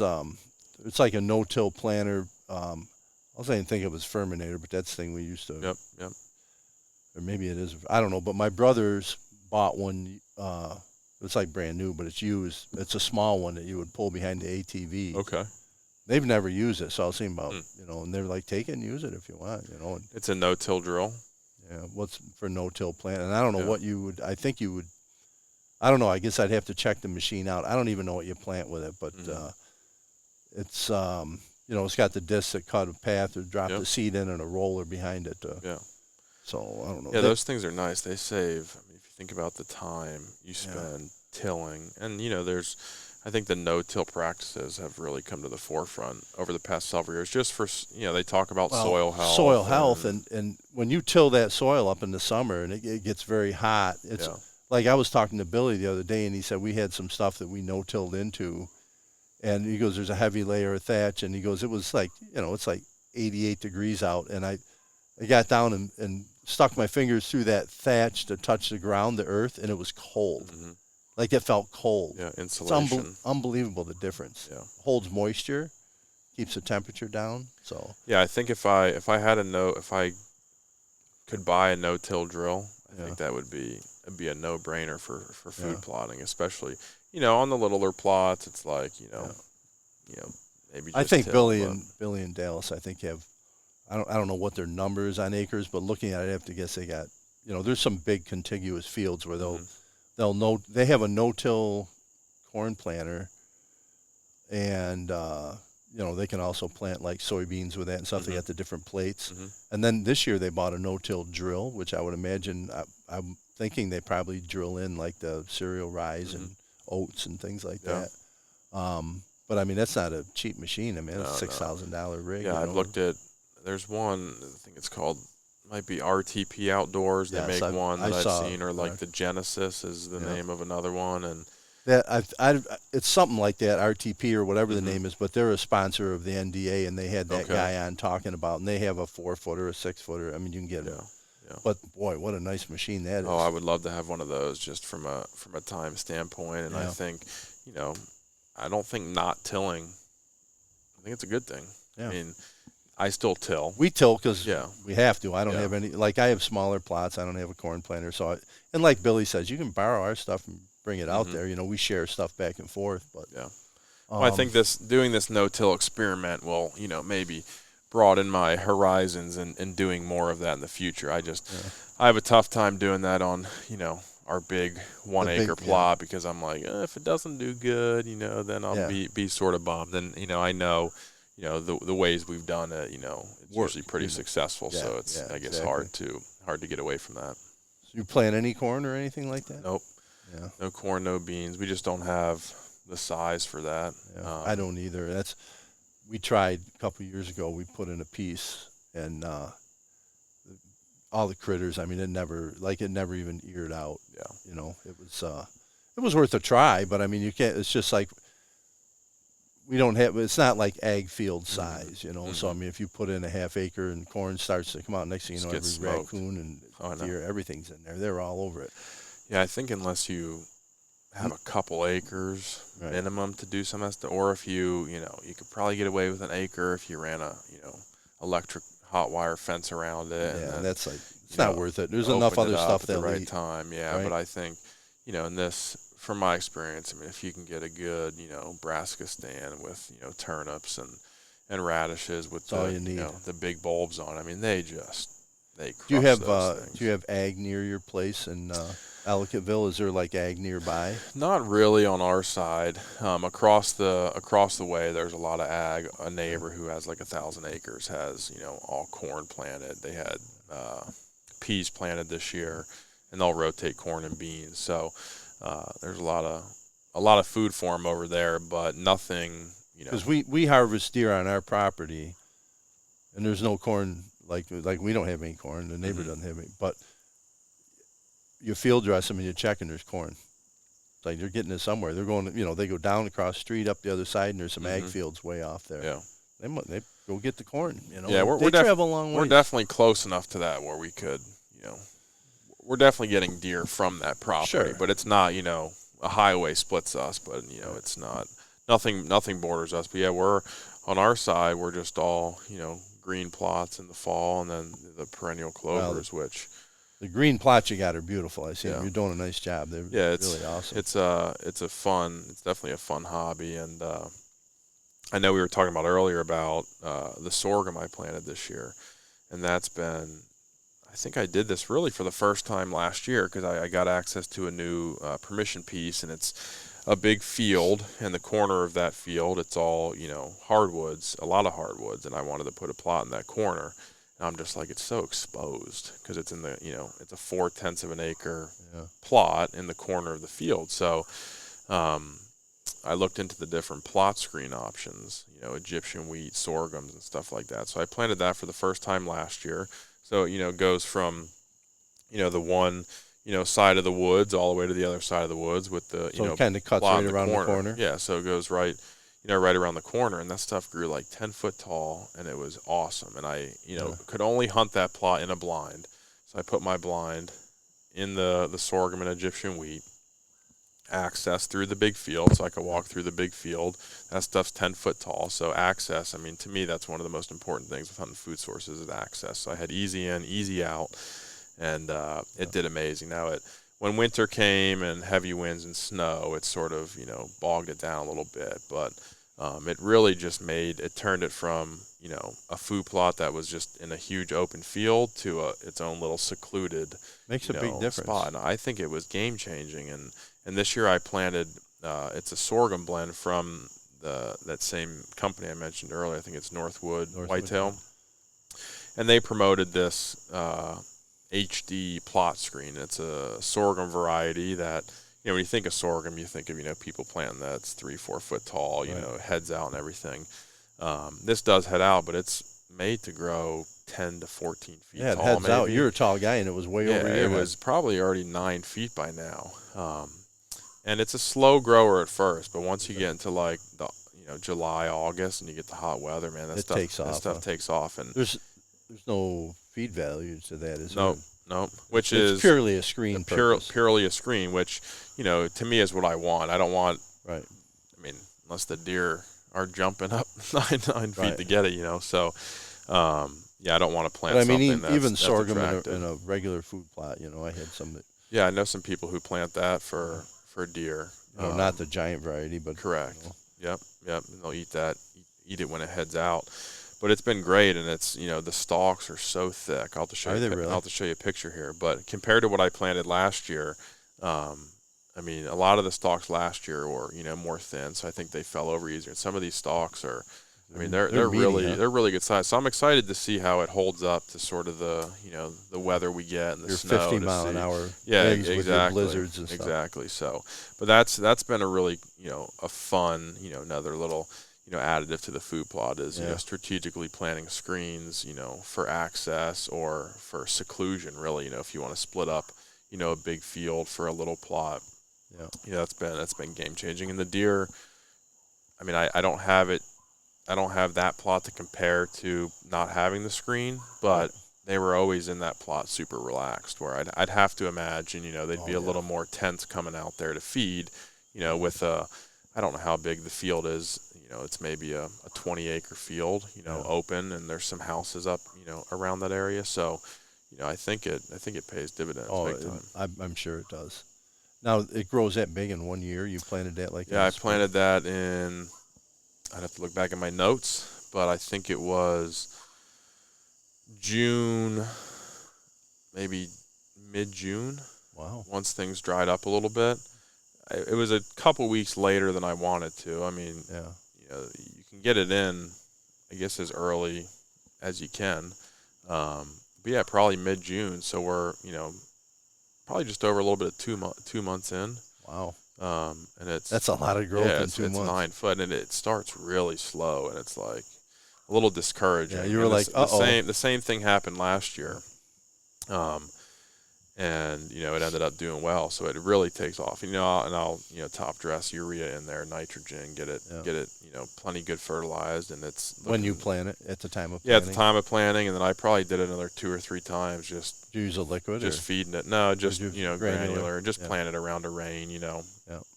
Just so it beats down in there good, because a lot of that will evaporate if you just throw it out there and it has sunshine for a week. So. Yeah, it's done well, and that's been fun. But that was a spot, I just sprayed and killed, come green up and tilled it, and I didn't have a cultipacker there, so I spread the seed and ended up just driving over with the tractor just to try to push it down. So I probably didn't get it as deep as you'd want to. I'd say you got it deep enough. Yeah, it's good, and it turned out great. So that's I said that's like if I didn't have that on that plot. Plot, it would sort of ruin that plot. So that was like a super, big focus game for changer me for on that plot. Like I need the screen to do well. So, yeah, I'm happy this seed has done well. Nice. So what's your goals for the season? You got I'm assuming you got cameras around your properties. Have you got one picked out or? No slammers yet. A couple good ones. I run a lot of cell cams, probably more than I should. The monthly bill adds up when you're running all those. But I tell my wife, I said it's addicting running those cameras. Waking up in the morning. I get up in the morning. Them. First thing I do is check them. Yeah. It's so fun. But no, I mean a couple solid bucks. You know, maybe the biggest we've seen, probably right around 130. Yeah. But there's a lot of ag around some of my spots, you know, here in Orchard Park. So, you know, we'll see the patterns change, you know, over the next month. And should be going hard horn here soon. Yeah, a couple buddies sent me a few hard horns already, which really? is always cool to see. But yeah, last year was probably the best season I ever had. So it'll be tough to top that. But really? Yeah, it was. I shot a 9-pointer in bow season, and then my buddies have 300 acres down in PA, and I'll show you that deer in the house tonight. But it was about 21.5 inside spread, 9-pointer. He had a little kicker on his brow, but that was a bow buck. And then I shot one in gun season in Orchard Park here with the muzzleloader, because this is a shotgun zone, so I didn't have a shotgun at the time. So used the CVA muzzleloader, and that I didn't get a tape on him because he had a real funky side, but he would have been like a mainframe 12, but he was 6 on one side with just a ton of. He must have hit his rack in velvet or something, but it was just all sorts of crazy. So yeah, it was a really expensive year from a taxidermy bill standpoint. So I told Erin, my wife, I said, you know what, like, I saw a YouTube video and the guy was like, you know, he was talking about how he's probably going to stop shoulder mounting deer, because he's like, who's going to take them? I'm done. Who's going to take them when, you know, I pass away? Like, I'm going to have, you know, this guy's like, I have 60 deer heads, and like, what's the point?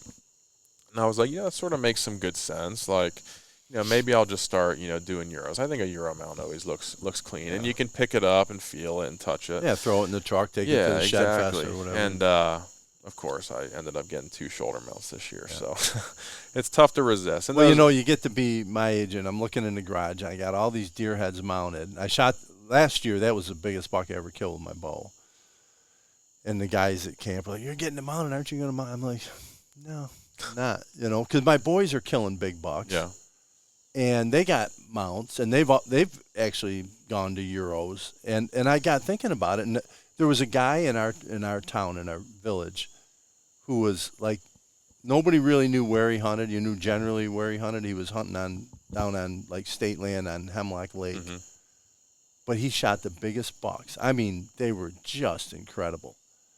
Only hunted with a bow, right? And always hunted by himself. So not a lot known about the guy, and he kind of kept to himself, but he had these all mounted. Well, he got sick and passed away, I don't know, a year or two ago. And I know my buddy called me up. He's like, Harvey, goes, we got a garage sale down at this guy's house. You know, his brother and his sister are down there. They're selling all his stuff. You know, they're selling his heads, you know. And I'm like, yeah, he goes, I just know. I thought maybe you'd be interested. I'm like, nah, they don't mean anything to me, you know. And that's what made me think about it. It's like this guy, God bless him, he passes away. He had a phenomenal hunting career, always kept it to himself, then no social media, had these phenomenal heads, and, you know, they're probably hanging in a gin mill in Allegheny County somewhere now or whatever, you know. And I told my boys, I go, what are you going to do with these heads when I pass away? You want these? They don't, like, they mean something to me. Yeah. But so I don't know. It's gotten, I have many. Yeah. But I'm not. I'm just throwing the Euros now. You know. And what you pay for them now these days too? I mean. Yeah. You easily pay $700-800 for some of these mounts. Yeah. And it's crazy, the prices, and I say all this, and if I go out there and I shoot a buck of a lifetime. If I shoot a 140 this year. Don't get me wrong. I'm gonna get it mounted. Like if I shot a 150 or 160 or something. Yeah, you'll put it on the wall. Yeah. Yeah, absolutely. Because that'll pass it on to the grain. Something really. I mean, I've got a bunch of them that are 120s, 130s. But it's a lot of money, you know. And my wife doesn't want them in the house anymore. When we moved, she's like, when we first got married, our house was just full of deer heads there in every room. And So now I got a nice big garage. So she goes, you can put those right out in the garage. So I got the whole wall is all my bucks. Yeah, I got lucky and got one here in the living room, which the wife said she thought looks really good. Yeah. So if you had 5 in there, she'd have a different opinion. She won't let that happen, I assure you. So I'm filling my office upstairs, and I got one in the hallway. So yeah, that's true. It'll get to a point where it's like I really don't have anywhere to put them. Yeah. So.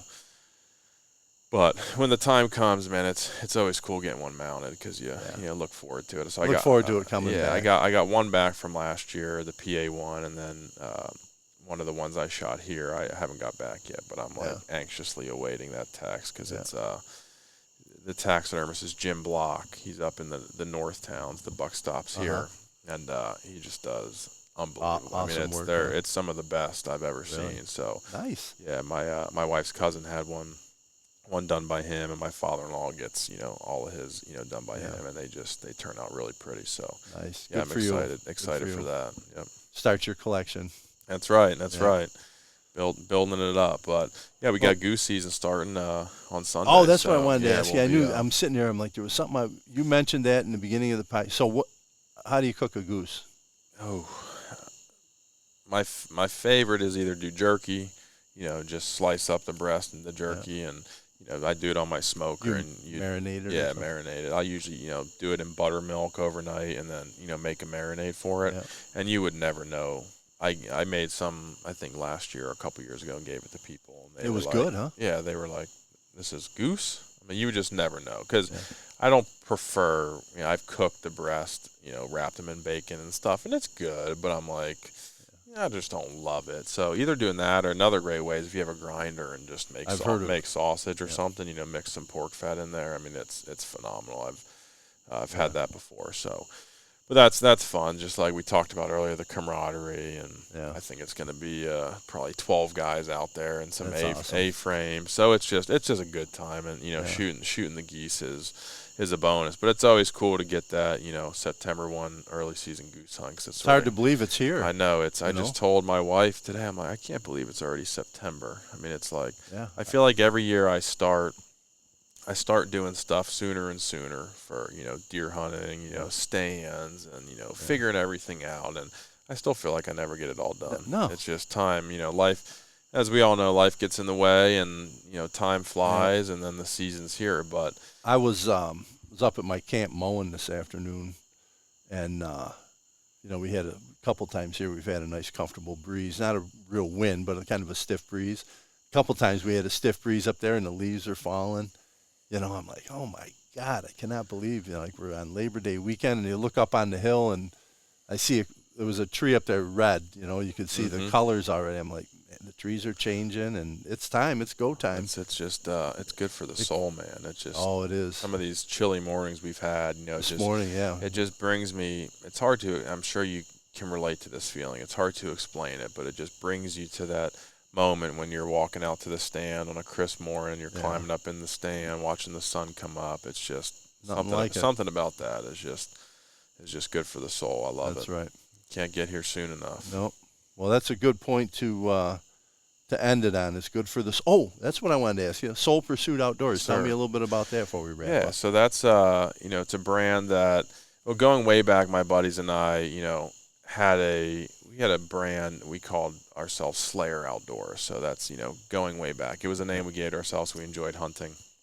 So I started an LLC and started that brand several years ago down in Virginia and just did some apparel and stuff and have an Instagram page. With the Soul Pursuit brand? Yeah, well, so it was Slayer originally. Yep. That was like the original name. And, so I just been thinking, this was probably a year or two ago, I want to do more with the brand and do more apparel, hats, and, try to do more content and stuff like that. And, I was just thinking of, what does hunting, really mean for me? Like what's, why do I love it so much? And so, I decided to change, rebrand to Soul Pursuit. And, I think speaking of soul, like what the outdoors does, for my soul. I mean, it's like my time of, peace. Like I can go out in the woods and it's just, I feel closest to God when I'm in the woods. And it's hunters who listen to this and, like it's just special. And it just, really, really is good for us. And, then also, so the name Soul Pursuit,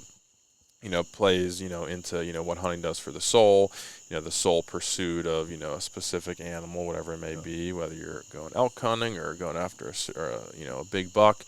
And then I think, also, our soul pursuit in life. I mean, my faith and my relationship with Jesus is, a huge part of my life. So I think, asking ourselves, what is, really important in this life? What's our soul pursuit in this life?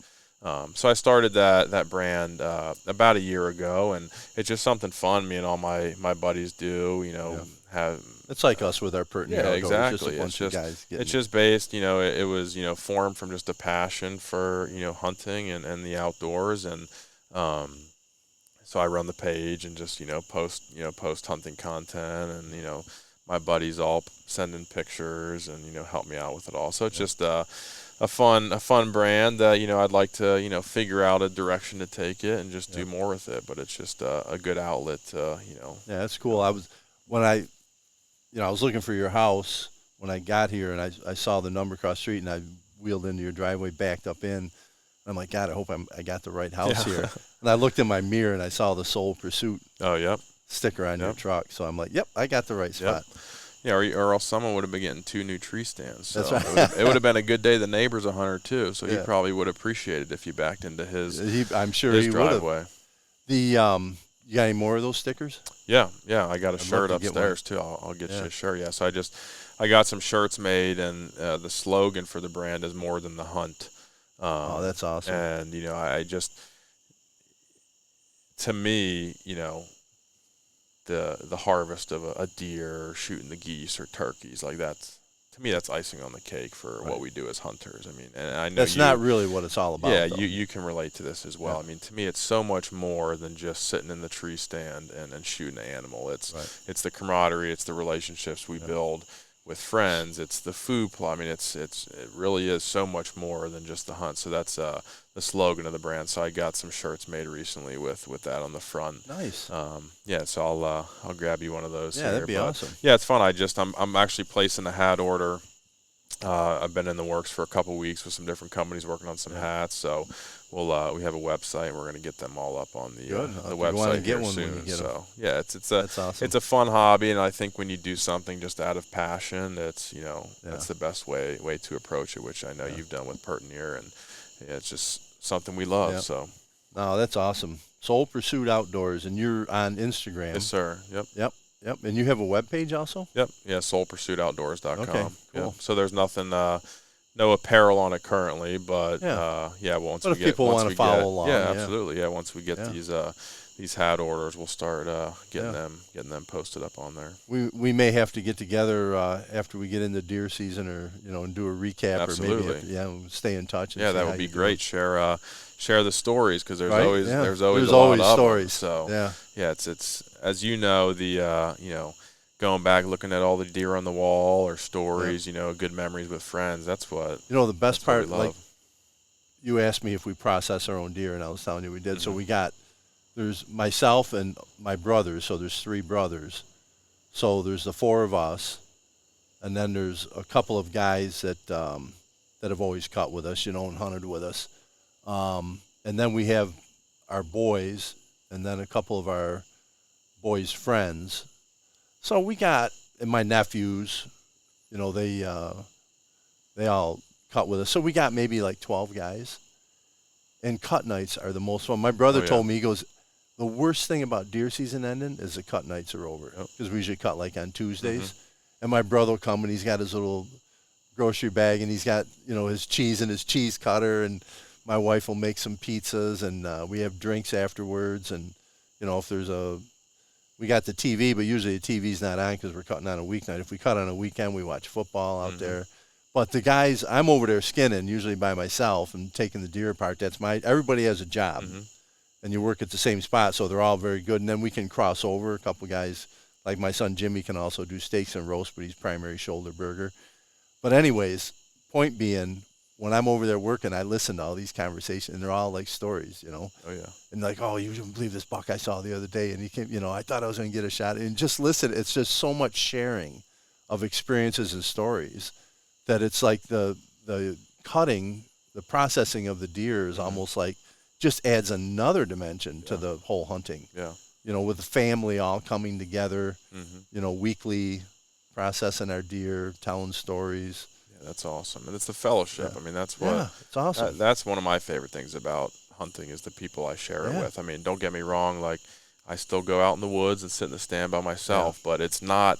I tell my buddy all the time who, you know, we hunted with in Virginia, I say, bro, it's not the same, you know, not having, you know, you with me when I'm hunting. Or it's just, it's so fun sharing those experiences. And I guarantee you're looking forward to cut nights coming up this year. Oh, I yeah. mean, those are just those moments and those times you get to spend. I joke with those guys, like we might start off, somebody will get a deer in archery, so we'll have one to do, right? And we'll start at 6 o'clock. And at 10:30, quarter to 11, the guys are leaving. And then we get later in season, and maybe we got 3 stacked up, right? 10:30, quarter to 11, the guys are leaving. It doesn't matter whether I got 1 or 4. Like, because they'll just get done with that one deer. Usually, like when we get cranking, we can do a deer about every 45 minutes. Oh, wow. But so the guys will knock that deer off, and then they just sit around and shoot the bull the rest of the night, talk about what they're going to do this weekend hunting. It's great. Like you said, it's a fellowship, the camaraderie. Well, I think I might know where I have to bring a deer this year. Yeah, so. you should come out sometime. And we always do a big, we call it Burger Day, and we do that in early January. We take all the meat that we process, anything that's going to be burger, we bag up, we weigh it, tag it. Guys take it home with them, and then we have one day that we do it all, and we'll do, you know, like last year, we did like 485 pounds or something, you know, and then we put pork with it, and by the time we got done, we had finished product, you know, pushing 700 pounds. That's awesome. And we got sausage stuffers, so we got a table over there. We got an area where guys just are stuffing links.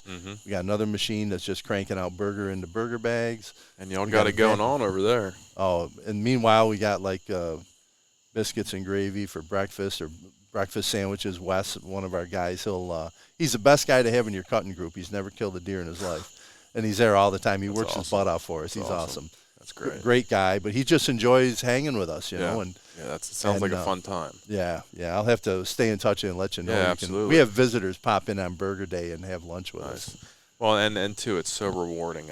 It's knowing where your meat comes from. Yeah. And something about that whole process, harvesting the deer, cutting it up yourself, making the burger, sausage, steaks, whatever it may be, cooking it and eating it. It's just start to finish. It's an experience, and it just makes, I think it makes it taste that much even better. And it's just organic, free ranging wild meat, which is we live on it. We don't buy any beef. Yeah, just venison. My wife and I, 3 deer will get us through the year. So that's my mission. Yeah, we used to, when the boys were home, we ate a lot more, but now they're feeding their families. But it's a great passion in the food plotting. I appreciate your time to talk a little bit about that, and I'll definitely be staying in touch. I can learn a few things from you, and there's like all the people you talk to, you learn a little this and a little of that, you know. And that's why I could. The learning never stops. Exactly, I could talk hunting and food plotting all day long, and I love talking about it, and I love learning because I mean I don't think there's ever a point